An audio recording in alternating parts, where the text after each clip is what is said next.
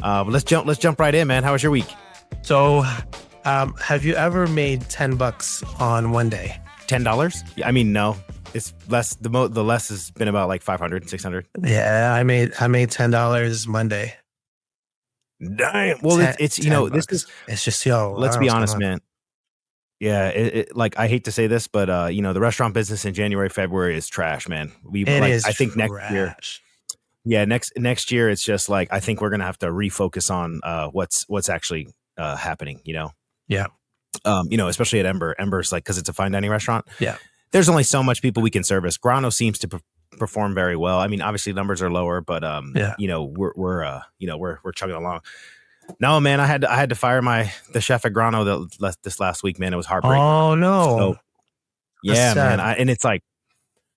It's crazy because I pride myself in bringing people out of the gutter. You know what I mean? And just making them true like champions. But unfortunately, it's just like, and I hate to air out the dirty laundry, but it's just, I want to talk to, I want to like say, like, if anybody's out there and you're going to be promoted to a chef, you have to understand, you know what I'm saying? When you're in a leadership position, everything changes. Yeah. You have to change out of that cook mindset. Like, and the biggest thing is like, I can't stress enough. I try to tell people all the time, like, as a leader, you're going to make mistakes. But the three biggest pieces of advice I can tell you is you're never going to be ready to be a chef. You're never going to be ready to be in the position you're going to be.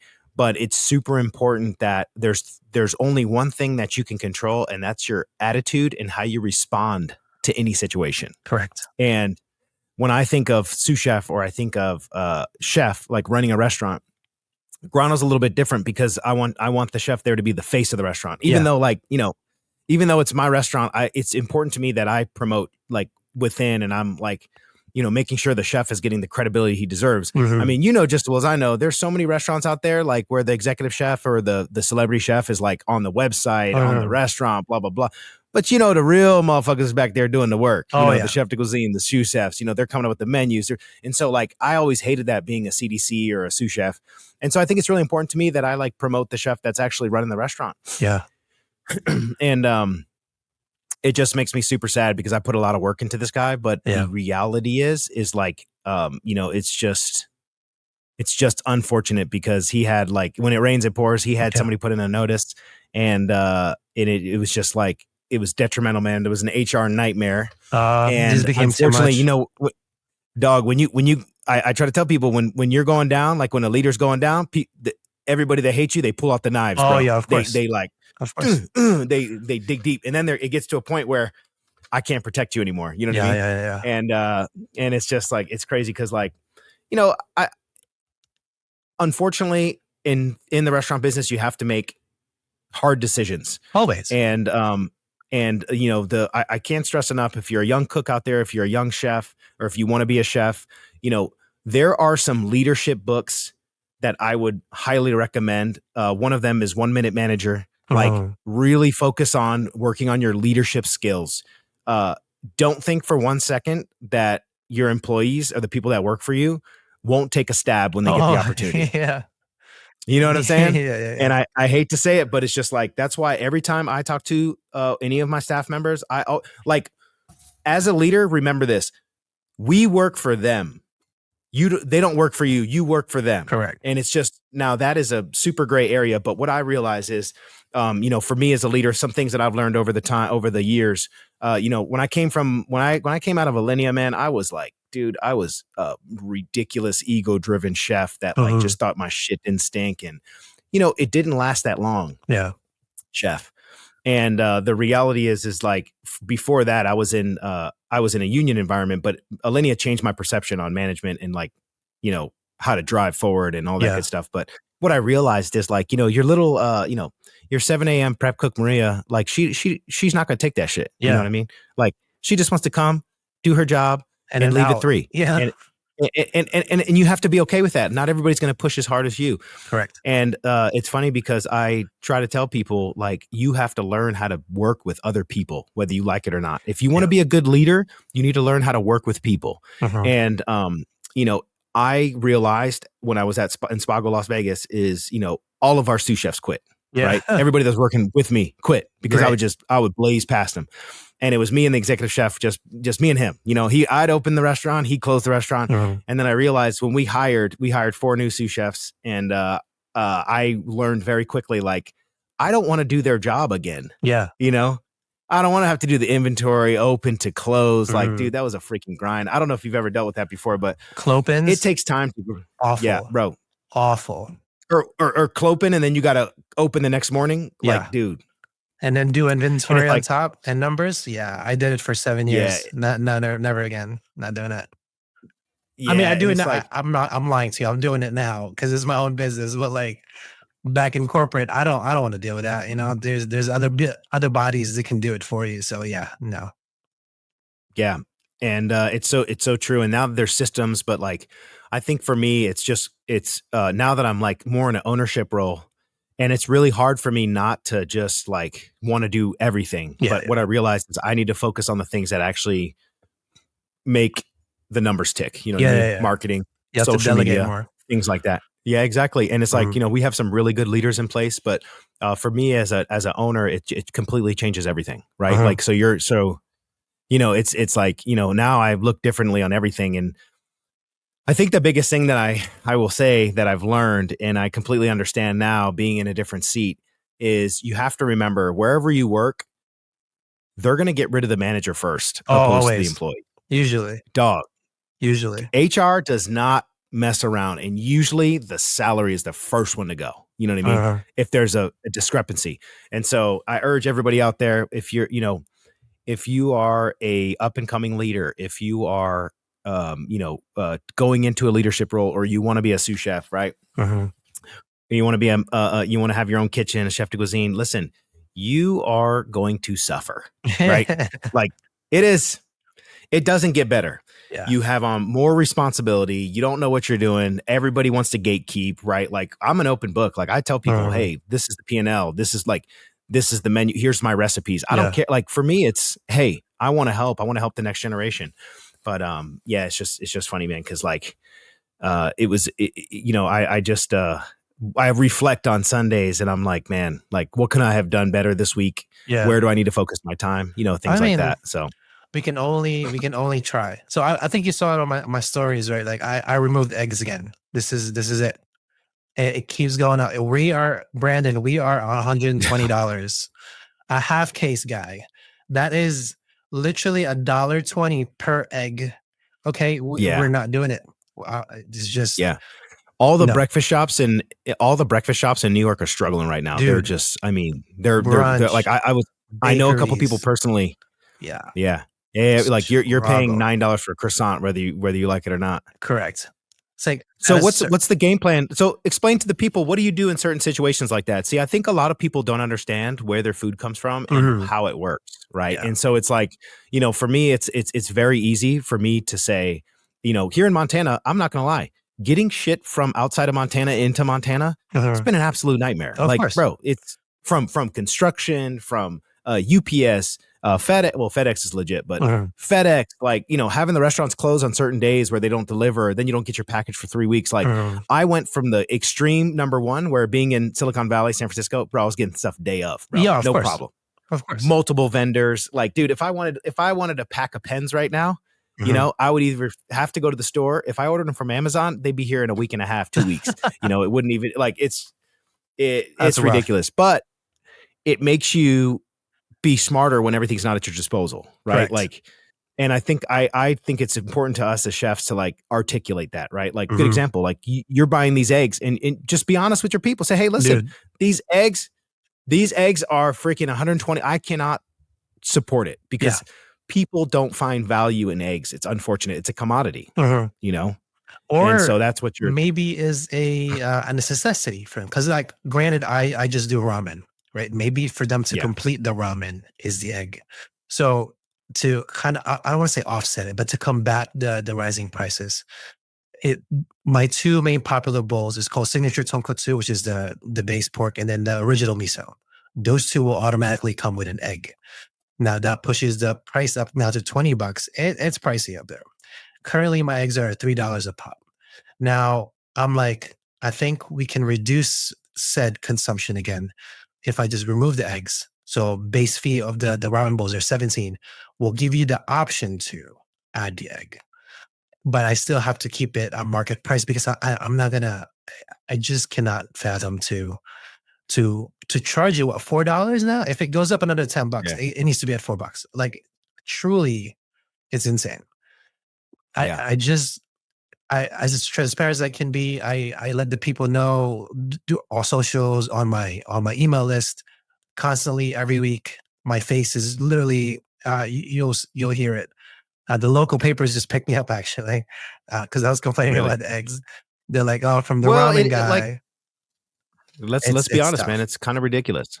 It's kind of It's ridiculous, tough. man. Like even on US Foods right now, the case of eggs is like 120. You know what I mean? Yeah, $1.20. And I have a master service agreement, chef. So Oh it's my like goodness. so it's like, for me, hey, listen, but we've always went local and promoted local, and they're really nice, and they're not jacking up the price on us. They're just like, Yeah. hey, we appreciate, we appreciate your business. We appreciate what you do for us. Here it is. But like, it's a sure nice time to be an egg farmer. Oh, dude.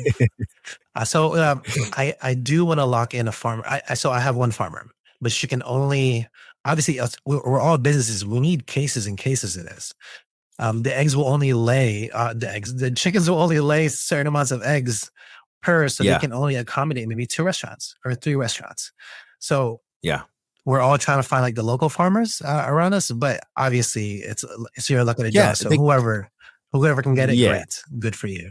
Yeah. And unfortunately, it's kind of one of those things where, I think a substitution is in order. Yeah. Right. And it just kind of is what it is, man. It's like, because with ramen, you can't use liquid egg, you can't use egg, but it's just like all the bakeries and the pastry shops and the egg restaurants that are just absolutely taking it in the chin right now.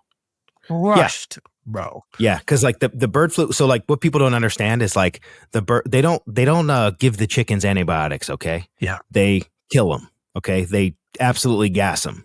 And unfortunately, it takes time to replace the chicks, and then they don't lay. I correct me if I'm wrong, but I think they don't start laying until around 6 to 8 weeks or something like that. Yep.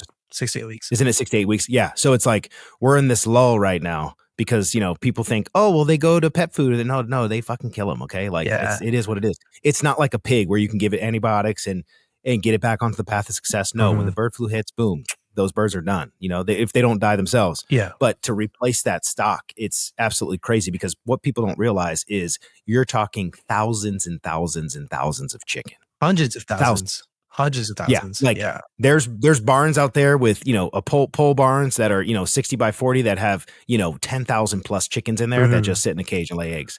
Yeah. And a lot of people don't understand that. So when I say and that's why I'm super passionate about like, hey, try to support local, try to do the best you can to support local.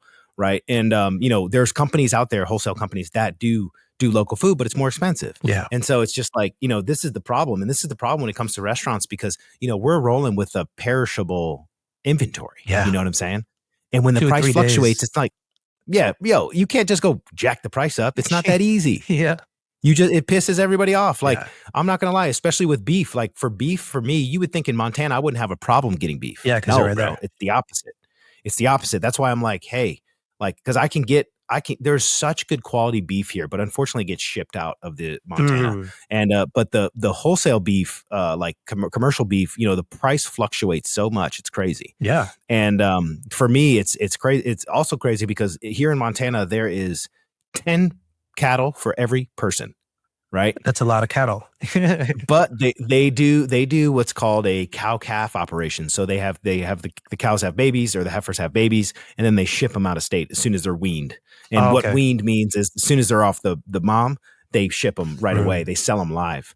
And unfortunately, they go to the Midwest, they get fattened up, and then they come right back to Montana via Cisco, US Foods, whatever. And so it's really important for me to try to keep the local economy thriving. But now I've, branched out of the Bitterroot and I'm in Billings or, Helena or whatever the case may be. But I just still think it's really important that, as chefs, it's like, all my chefs and restaurateurs out there, what are we doing to vertically integrate so we can create a food chain that's stable and can show that we are resilient. And it has to do with, with America, man. I mean, we're importing beef from Chile, guaranteed. Everywhere. And I hate to say this, but guaranteed you're going to see some eggs from Canada or Mexico someday. Yep. If No, it's this gonna price keeps happen. to continue to rise, like, and it is It's what it gonna is. happen.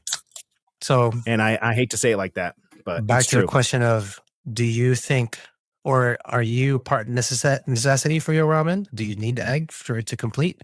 Or are you team, no, it's too expensive. I'll just take the base. So, Well, for me, it's funny because I would do it because I'm like, if I were to eat at your restaurant, I would get all the eggs. oh, yes. I tip heavy. Yes. I tell people all the time, I'm in the restaurant business, so I tip heavy. Mhm. I purchase things that, like, I'm not going to a steakhouse to order chicken or Yeah. fish. I'm going to the steakhouse to get steak. So for me, I would support it, but like a lot of people don't find value in it. You know what Yeah. I'm saying? And unfortunately, they blame the business, and it's Yeah. just not.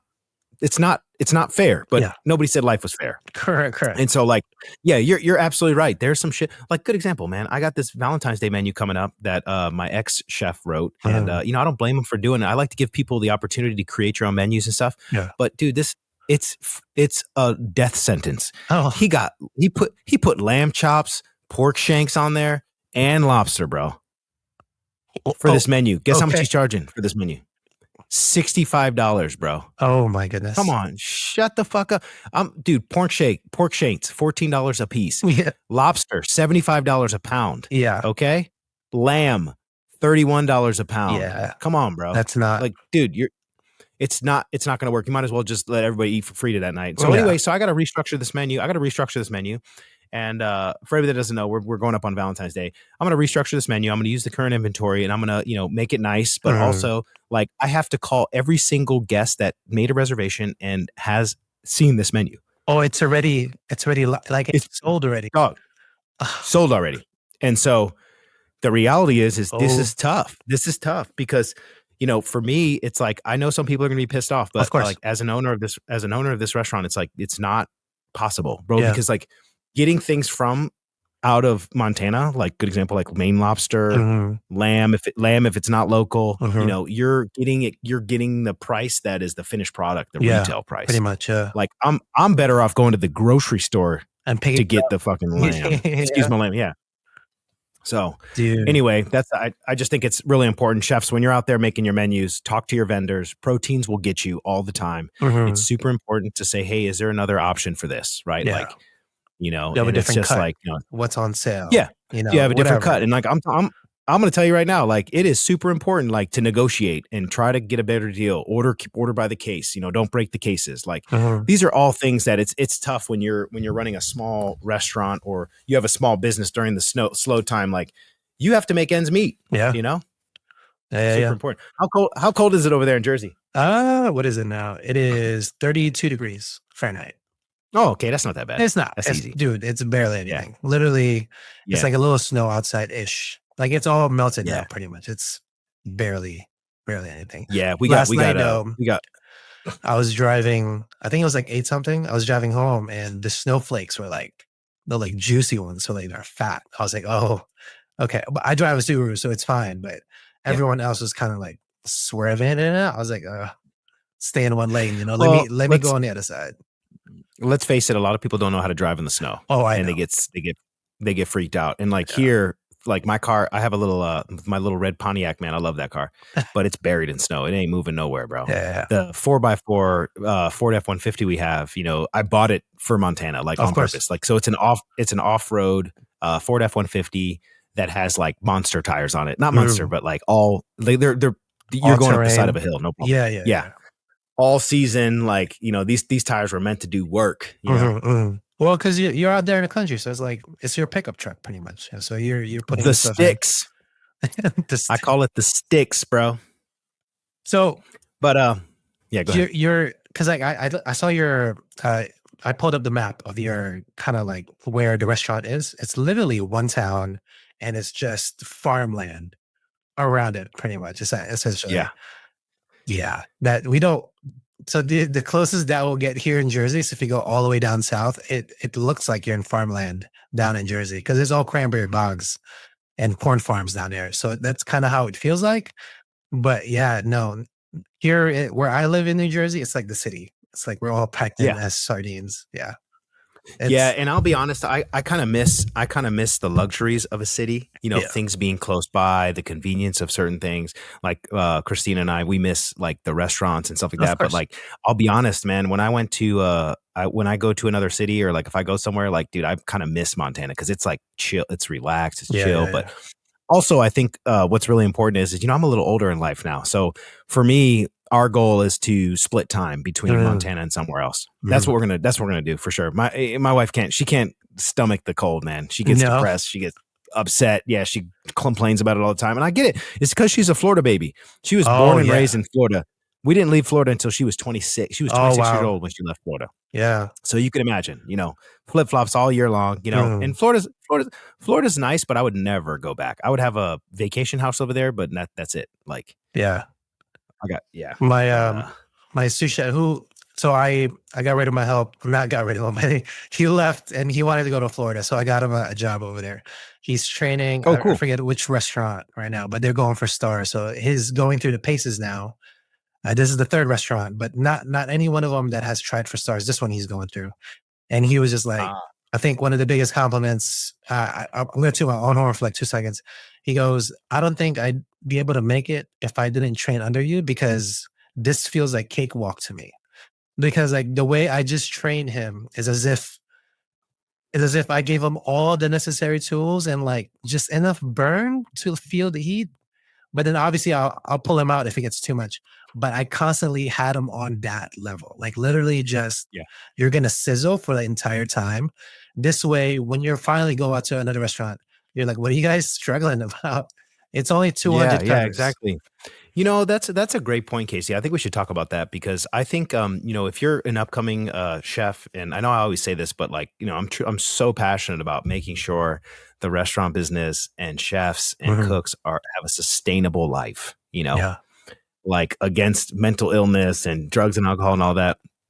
And I think what's really important for me is like, if you're a young cook and a young chef, make sure you work for a chef driven restaurant Yeah. or a chef that knows what the fuck they're doing. Like, Mhm, I mhm. can't tell you how much like McDonald's, these corporate places like Chipotle, McDonald's, all these stuff. Yeah, it's cool to get money to start, Yeah.